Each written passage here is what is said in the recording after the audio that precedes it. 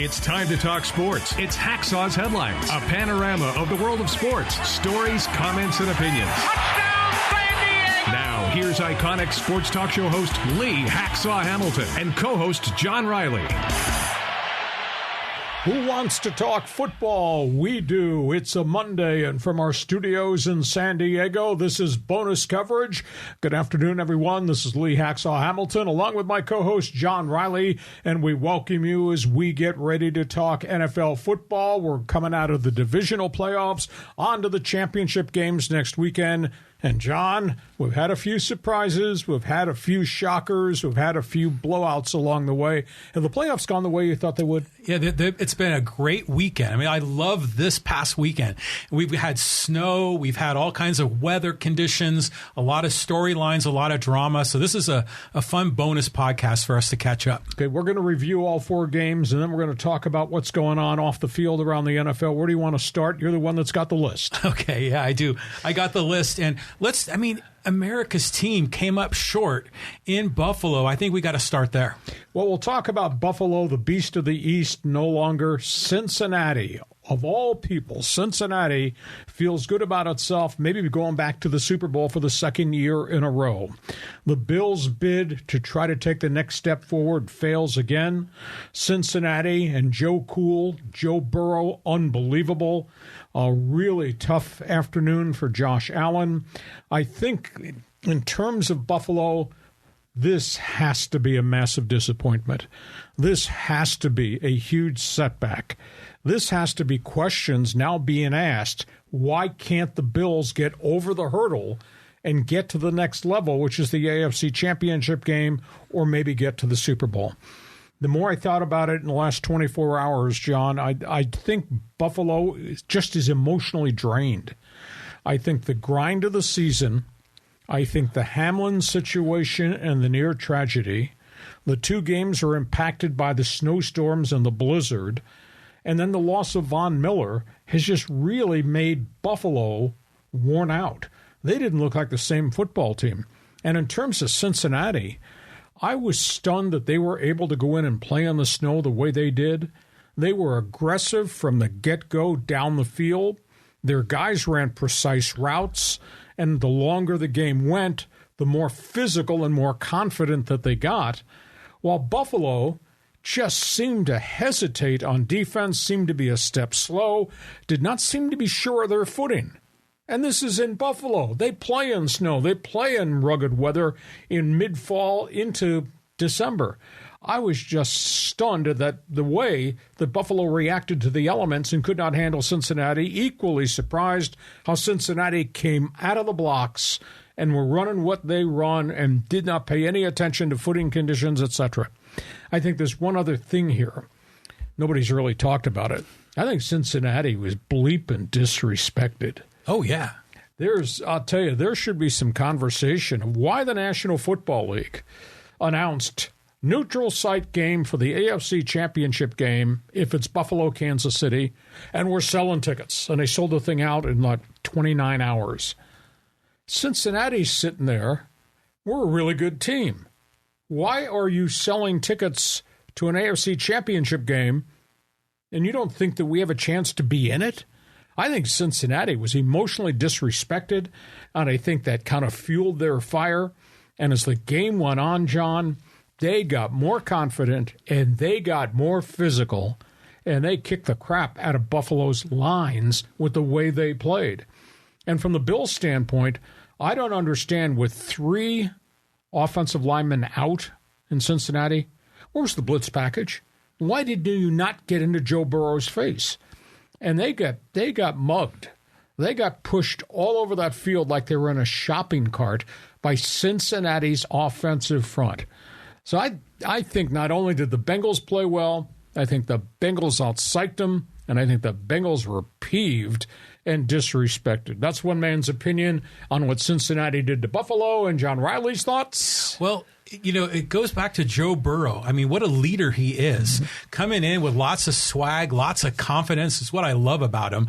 And so his team rallied behind him. And yeah, they used that neutral site game as motivation. I mean, when Burrow was interviewed in the post game, what did he say? We got to give him out refunds now, right? For the tickets that were already pre-purchased. So take that, NFL. Yeah, exactly. So yeah, we've often talked about how the Bengals are the real deal. And Joe Burrow is one of the top QBs. He's going to make a bank of money next year when his contract is up.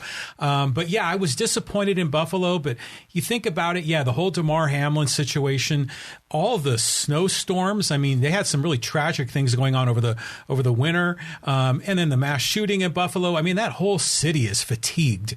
So I know America's team of people were really rooting for Buffalo. It just didn't work out. Cincinnati has won 5 playoff games now in 2 years. 5. Cincinnati, small market Cincinnati, owned by penny pinching Mike Brown, have won 5 playoff games with Joe Cool at quarterback. So Cincinnati moves on, and Buffalo has to sit there, and now they've got to evaluate what are we missing to get to the next step, make the next step. And Buffalo's history in postseason is not all that good. They're just 5-9 in playoff games, going all the way back to 1995.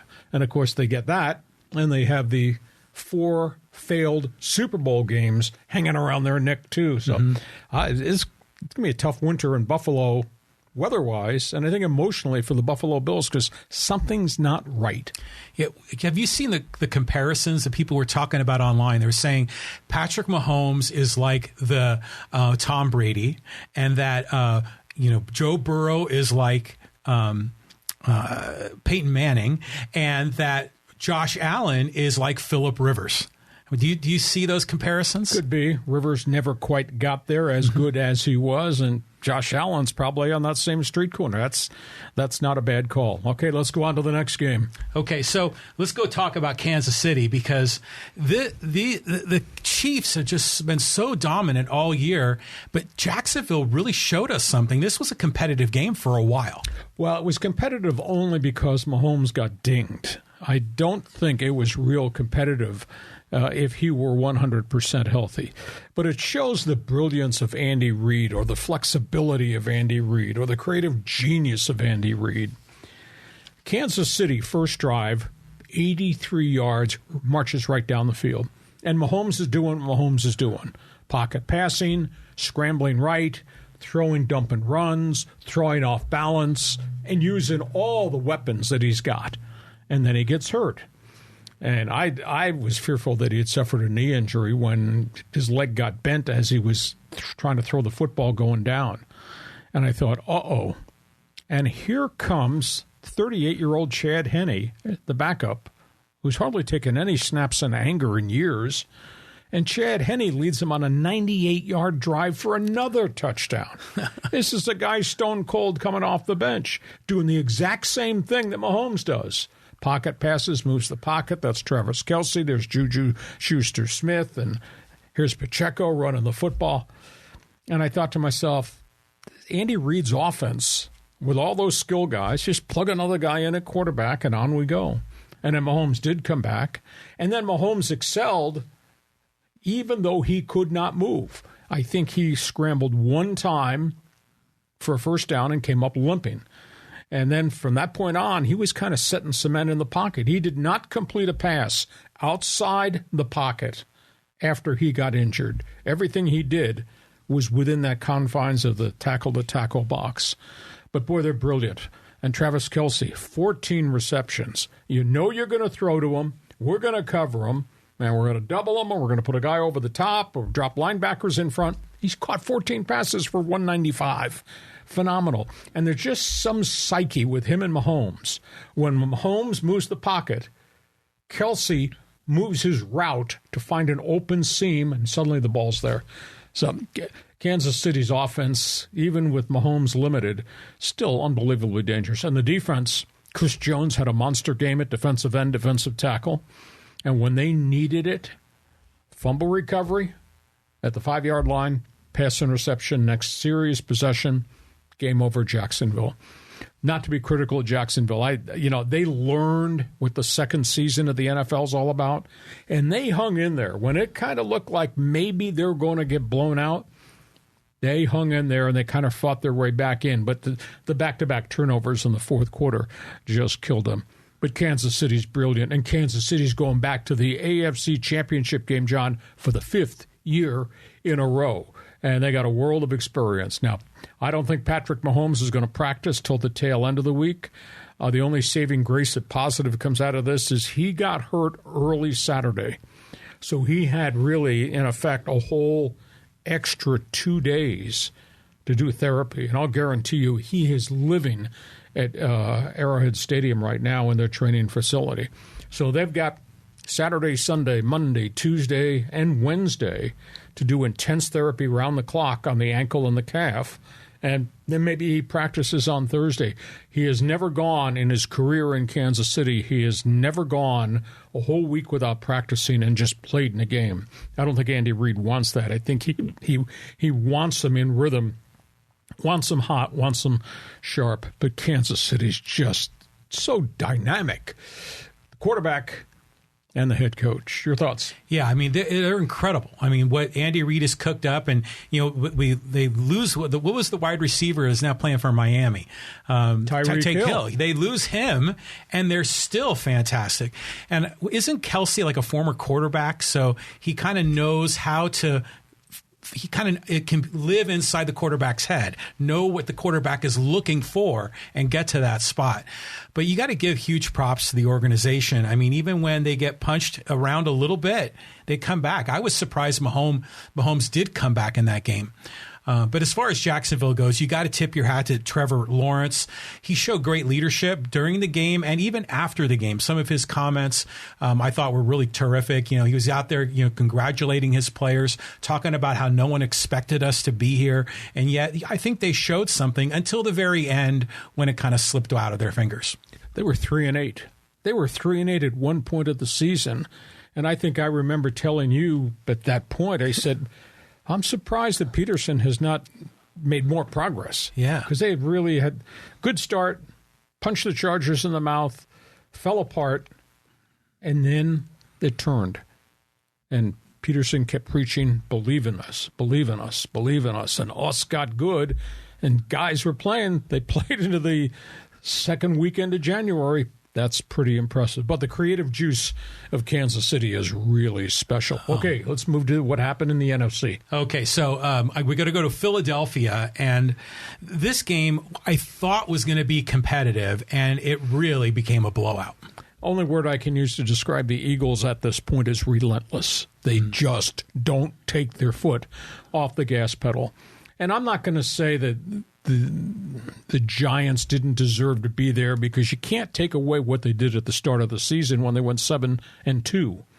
But the reality is, John, they're 3-6-1 since that 7-2 start, and that was a pasting. And Philadelphia not only did it with Jalen Hurts, who's still playing with a gimpy shoulder, not only did it with him, but then they turned and gave the ball to their running backs, and those guys chewed up 268 yards on the ground. Every time I turned around, the Giants were on defense. And that Eagle defense does what that Eagle defense does. They go get your quarterback, and they rough him up, and they make it hard for him to hang in the pocket. They had 5 more sacks. They got 75 sacks on the season now, had another pass interception, and they limited Daniel Jones to 130 yards passing. And Saquon Barkley, the running back, was an afterthought because they were so far behind so early, they just had to chuck the playbook and chuck the ball down the field. Philadelphia is just unbelievable. They've got every component covered. Run it, throw it, scramble with it. Those wide receivers are so bloody dangerous, and the defense just comes to get your quarterback. So complete package, like I said, relentless. I mean, every one of the games over the weekend, the team that won it they're dominant teams. I mean, there are no like Cinderella stories at this point. Every one of them are rock solid.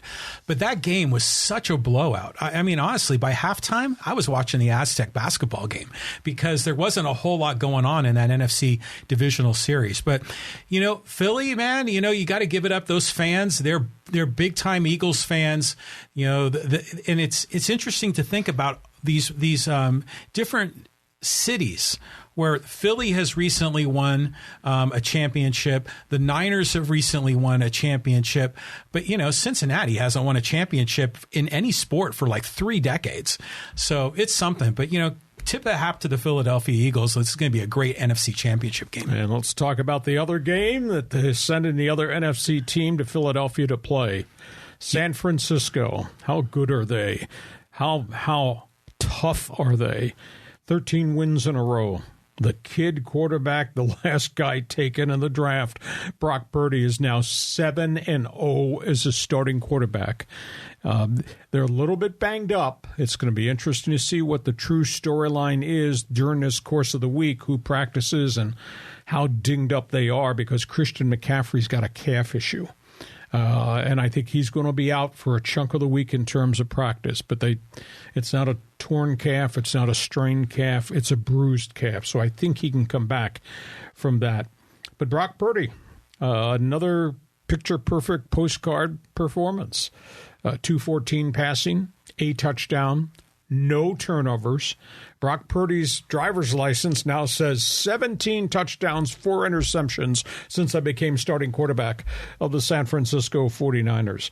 I guess the other word I can use is destructive, because that's what happened to Dallas. They could not hold up to everything San Francisco did defensively, and those linebackers were everywhere on the field for San Francisco. Dak Prescott, 2 more pass interceptions. Complicated. Their offense took a hit when they lost Tony Pollard with a broken leg, because he made a lot of plays coming out of the backfield as a running back and as a wide receiver. But Mike McCarthy's play calls were really weird when the game was still reachable for him, with 2 minutes and 12 seconds to go, to punt on a 4th down when they just needed possessions and go down the field. Mm-hmm. And then for him to come up with a screwball formation on the 4th down final play of the game and take the ball really out of the hands of his quarterback, and then throw a short pass and think you're going to be able to run laterals the rest of the way. I didn't see the Stanford band anywhere on the sideline. So I just have questions about McCarthy's play calling and clock management. This is a veteran coach. You would think things are better. But that being said, San Francisco, I mean, Dallas ran into a buzzsaw, and I just don't know that anybody at this point in time can derail San Francisco, because they have just really come together as a team since the McCaffrey trade, and they've just gotten better and better and better with all the skilled people around the kid quarterback. To me, it's a phenomenal storyline.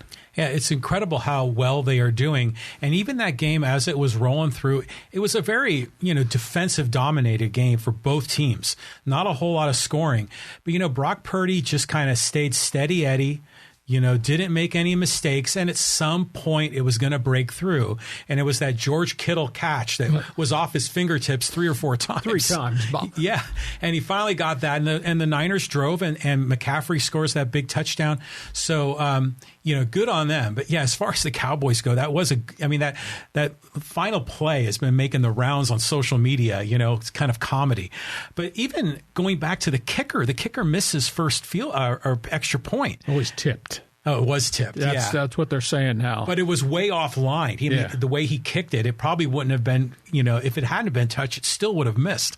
But he turned the corner, I think Jerry Jones talked to him before the game started. Yeah, well, he did come back and hit 2 field goals along the way that they needed. Interesting stat, is America's team, the Dallas Cowboys, they are 0-7 now.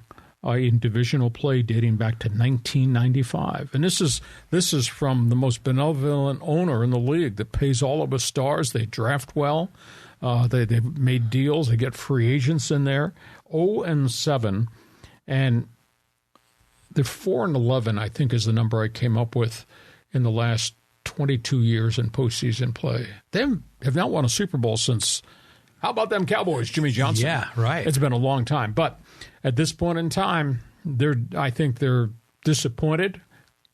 They wasted a really, really good defense that they built. Mm-hmm. And I don't know what's going on with Dak. 17 interceptions now combined for the season. Just doesn't look like the same quarterback or same decision-making, or maybe he's late getting the ball there. Or maybe he doesn't have Michael Irvin and superstar wide receivers. Maybe that's a piece of the equation, although C.D. Lamb did have 10 pass receptions in the game, but they got nothing from their tight ends, and they got nothing from the other wide receiver on the other side, Michael Gallup. So they may have to do some evaluation of player personnel. And I think nobody's talked about it extensively. Their offensive line was a mess. They never got their left tackle, Tyron Smith, back. They went through 3 different left tackles, and they signed Jason Peters of the Eagles. He hurt his hip. He's 41 years old and looks like he's done. They had problems at guard. They had problems at center. A lot of guys coming in and out of that offensive line. But Dak making the mistakes Dak's making is kind of surprising to me. Yeah, it is. But we've talked about how the Cowboys often choke, and this was another example of it. And their defense played terrific in that game. So it does come down on that offense. They didn't have maybe the right guys, the right plays. They're going to have to really reevaluate. But how about that injury to Pollard? It was very similar to the one that happened to Mahomes. And Pollard, I think, broke his leg, didn't he? Broken fibula. Yeah. I mean, so incredible that Mahomes survived his injury. But, the Jerry Jones is going to do some soul searching. Okay, before we get to our final question, final topics on the table, John, for everybody that joins us on our live streams, our bonus coverage on a Monday, our regular Hacksaw headline live stream on Thursday, how can they subscribe and get access? And explain to them also the unique fans forum thing that we've set up for those who are viewing us on live stream. All right, so you can subscribe on Lee Hacksaw Hamilton's YouTube page. Just click on the subscribe button, and you can click on the bell to get alerts when we release new live streams and all the video clips that we release throughout the week. And you can also subscribe wherever you get your podcasts on all the audio-only podcast platforms. And yeah, we do the fans forum. Every episode, this is your chance to get involved.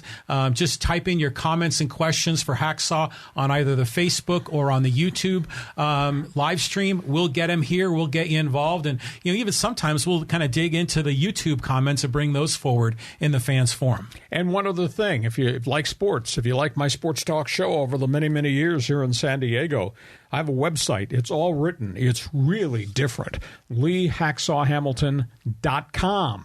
And you get the best 15 minutes in sports, my one man's opinion columns. I do Hacksaw's mini polls on my Pro Football Notebook. So check that out. If you check it every day, I think you'll really enjoy it. And, of course, you can join us for our bonus coverage on Monday on live stream and our Thursday podcast, too. Okay, Fans Forum, what do you got here for me? Okay, well, we got some hot headlines, little storylines going on in the NFL. You want to talk about that first? Yes, let's start with I guess the word would be coaching carousel. Yeah, for sure. Okay, these are the storylines we're going to pay attention to all of this week. And then the bye week going to the Super Bowl. We got 5 head coaching jobs that are open. There are 10 offensive coordinators jobs that are open. There are 5 defensive coordinator jobs that are available.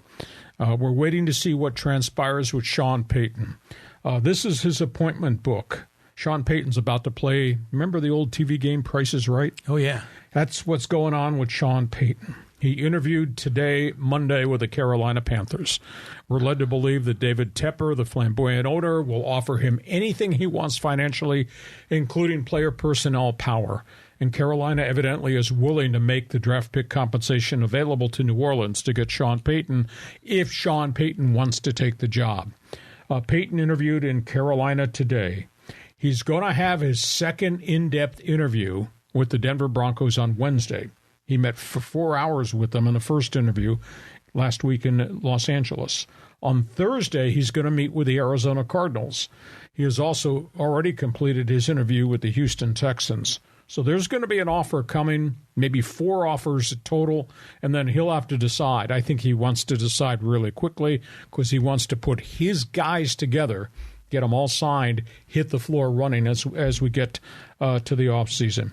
The compensation thing, there's all different angles and versions and stories. Initially, New Orleans wanted 2 number 1 draft picks as compensation for Sean Payton. At this point, I've been told that the Denver price would be a number 1. Denver has a number 1 this year from San Francisco through Miami, a late pick. It'd be a number 1, and then it'd be 2 number 3 draft picks. So it'd be a 1, 3, and 3 for Payton. Evidently, New Orleans would accept that if Payton wants to go to Denver. I'm not sure if Carolina is willing to offer 2 number 1s. I'm not sure where Arizona is as it relates to its potential offer. Houston, I guess, is in the running, but I don't think he'd want to go to Houston because the GM, Nick Caserio, is still there, and you're going to Houston. They have no quarterback at all, although they got 2 number 1 draft picks this year. So that bears watching, but the Sean Payton story is the big story because I think once that domino falls, then other things are going to happen. Yeah, I mean, it's curious to see how this one's all going to break out because that's a lot of picks. I mean, 1 number 1 and 2 3s or 2 number 1s. I mean, that's a lot.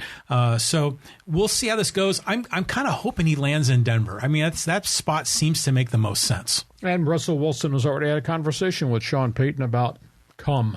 Right. And fix this. Yeah, exactly. So I don't think Denver's that far away because, as we talked about prior, you got Russell Wilson. You got the heavy-duty running back who got hurt, Javonte Williams. You got your left tackle who will be back, Grant Bowles. You got this defense that was number 1 in the league for virtually the entire season. A lot of athletes there. So I don't think the cupboard is really bare there as it might be some other places. Okay, next name. What becomes of Mike McCarthy?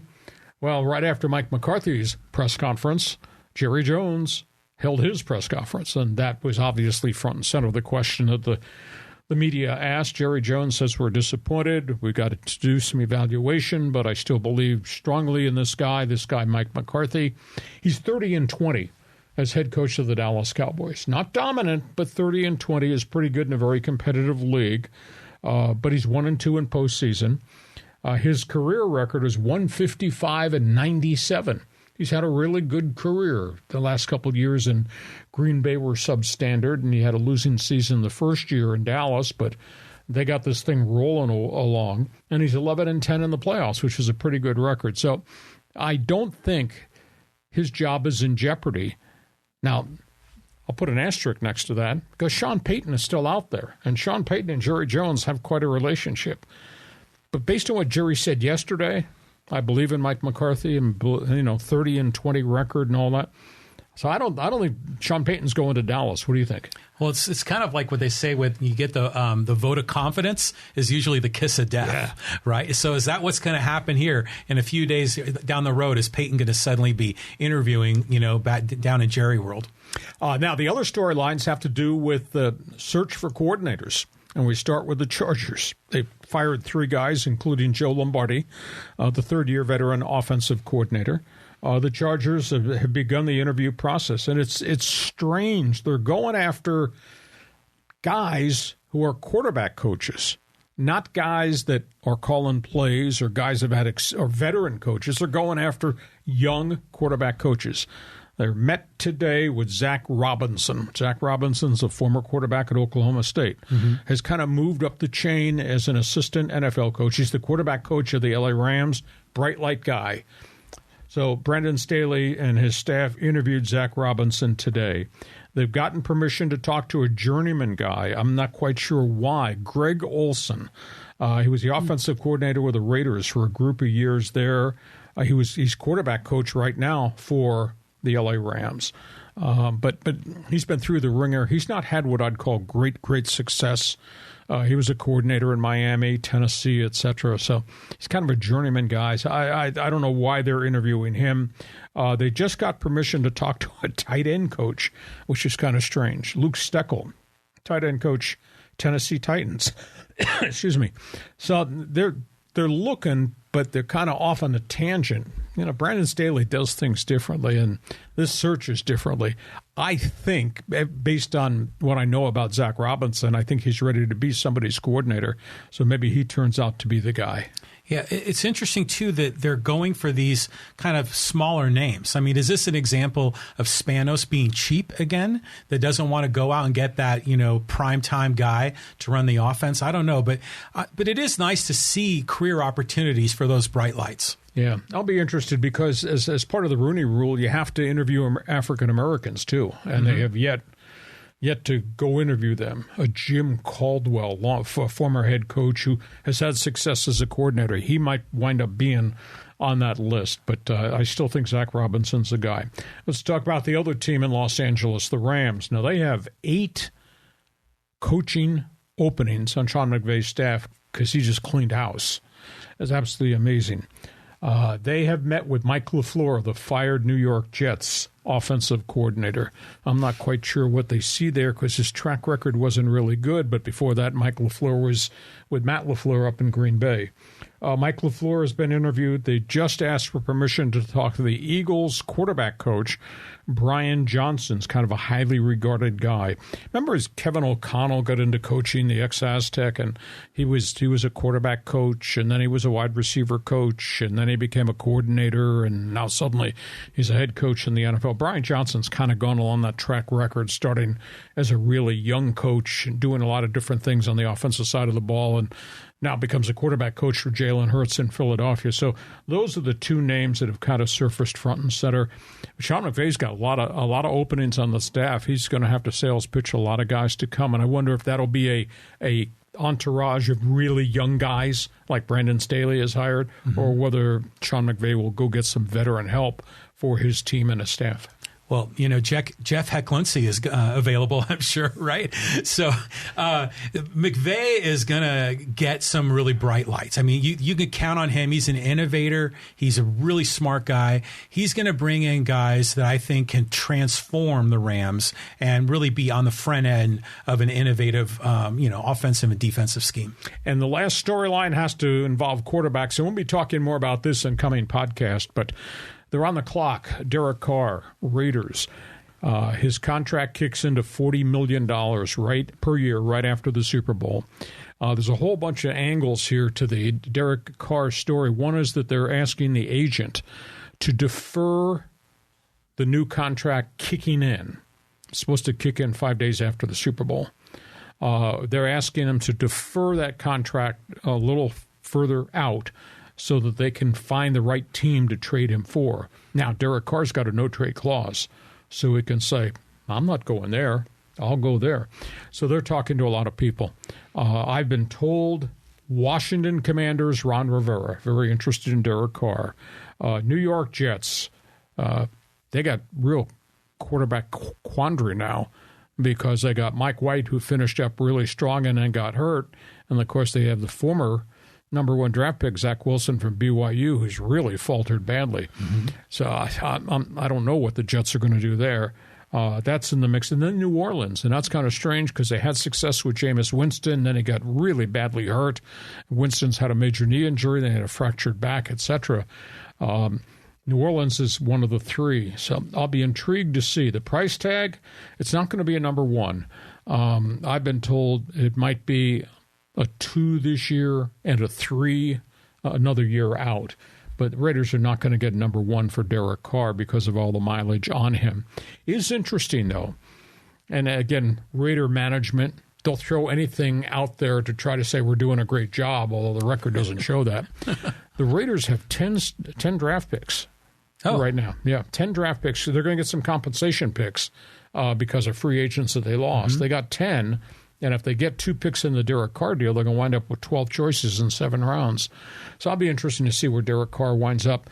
I still think he can play, but his career record, that's the thing that just blows me away. It's like 69-80.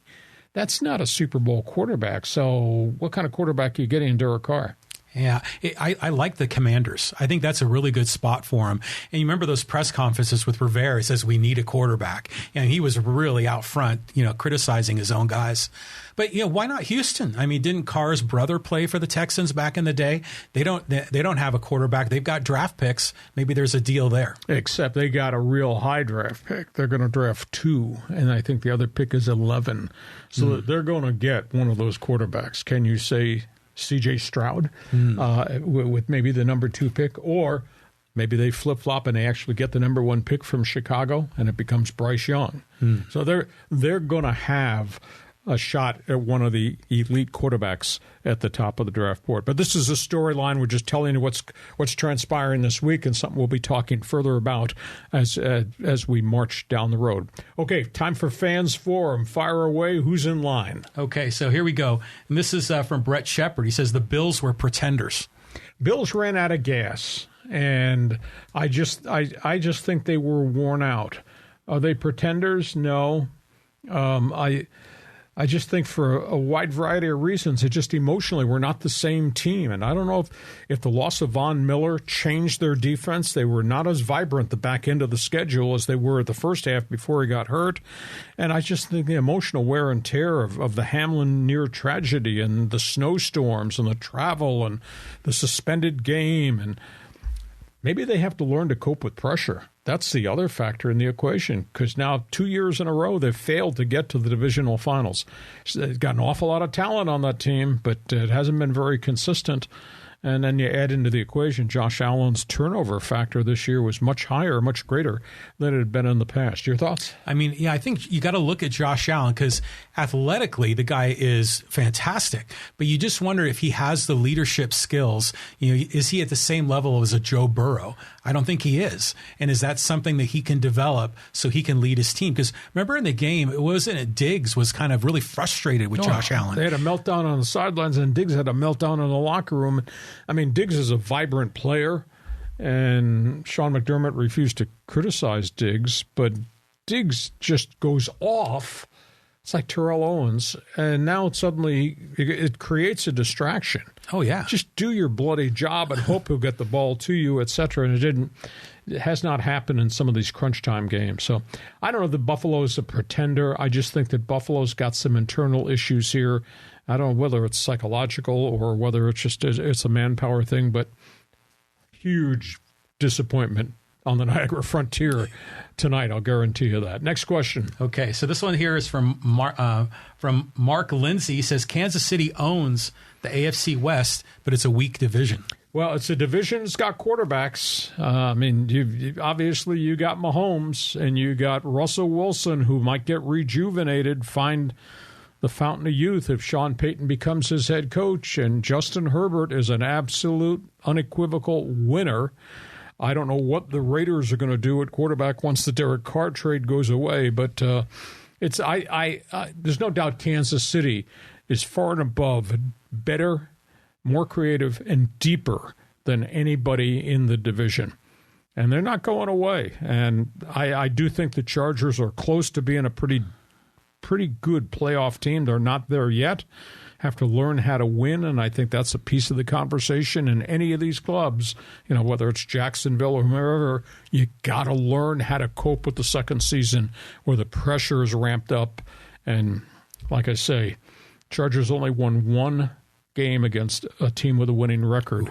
You got to learn how to win in the second season, and obviously they've not. So, but Kansas City owns the division right now, and if you go pull up on Google the Kansas City roster and look at the guys that Brett Veach, that general manager, has brought in for Andy Reid to implement, it's absolutely amazing. And John and I, we argued back and forth in September, what's life after Tyreek Hill going to be like for Kansas City? Mm-hmm.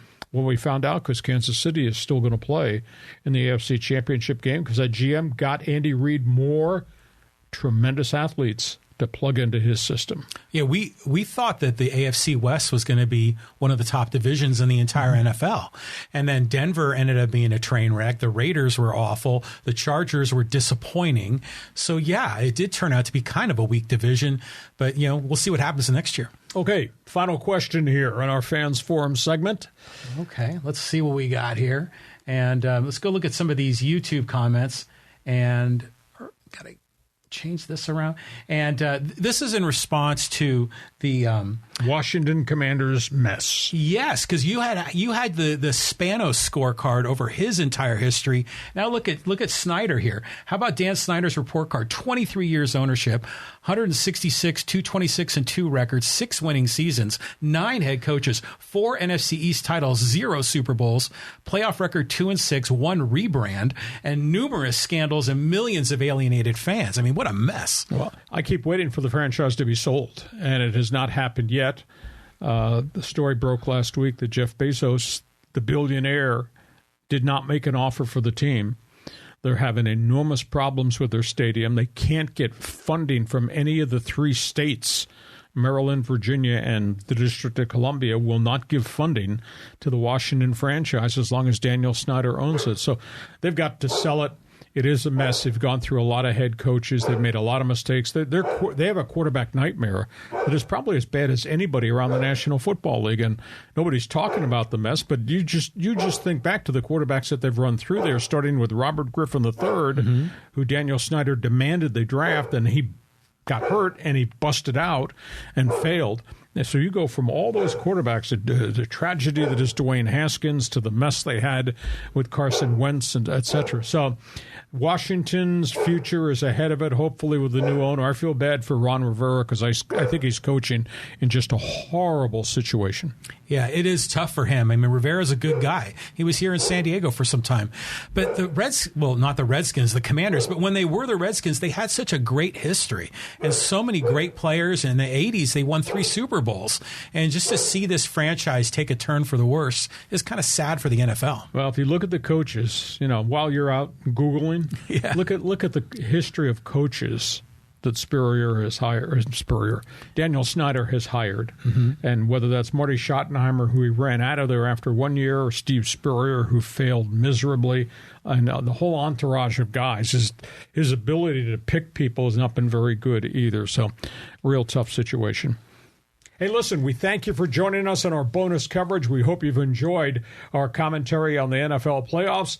Be with us Thursday for our regular podcast. And again, go to my website, leehacksawhamilton.com. Check out what I write every night of the week. And obviously subscribe so that you'll get the alerts when we post things. John, have yourself a great week. We'll catch up to you come Thursday. Looking forward to it. Have a great day. Thanks for being with us. Join us again for Hacksaw's Headlines on YouTube, Facebook, and Twitter. And find the audio version on your favorite podcast apps. Touchdown, San Diego! For more content, go to leehacksawhamilton.com.